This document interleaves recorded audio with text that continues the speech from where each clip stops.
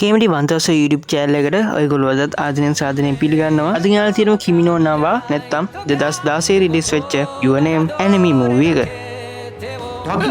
ඔයා නැකිට්ටද?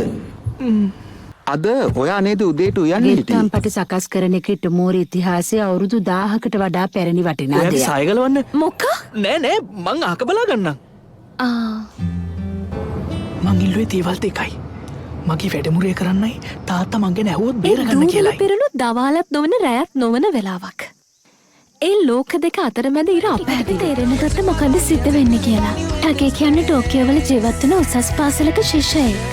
මගේ IMDb එකේ 10න් 8.4ක් ලැබිලා තිනවා. ඒ වගේම Rotten Tomatoes වගේ 98%ක්ම ලැබිලා තිනවා. මේ අගයන් දෙකෙන්ම කියන්නේ මේ ඇනිමේ එක මාස්ටර්පීස් එකක් කියලා. ඇත්තටම කතාව මුලදී මම හිතුවේ මේ ගොඩක් සරල ස්ටෝරි එකක් තියෙන ඇනිමේ එකක් කියලා. එහෙම හිතුවට මූවි එකේ මැදකට වගේ යනකොට මේක ටිකක් සංකීර්ණ වෙගෙන ගියා. ඒක නිසා මේ ඇනිමේ එක මම තව ටිකක් අවධානයෙන් බලන්න පටන් ගත්තා. ඇත්තටම කිව්වොත් මාත් මේ ඇනිමේ එකට ගොඩක්ම කැමති වුණා. මේකේ තියෙන විෂුවල් නම් මාරම ලස්සනයි. විශේෂයෙන්ම ඉටුමරි ගම මාරම ලස්සනට හදලා තියෙනවා. ඒ වගේම මේකේ මියුසික් තුත් මාරම ලස්සනයි. හංගින් ආස හිතෙනවා. 2016 රිලීස් වුණු Your Name anime එක 2011 රිලීස් වෙච්ච ජපානයේ බලපෑ මහා භූමිකම්මාවක් සහ දරුණු සුනාමියක් පාදක කරගෙන නිර්මාණය වුණ එක. ඇත්තට මම හිතන ගොඩක් දෙනා මේක දන්නේ නැතුව ඇති කියලා. මේ වගේ අර්ථවත් දේවල් ගොඩක් තියෙන නිසා වෙන්නත් ඇති.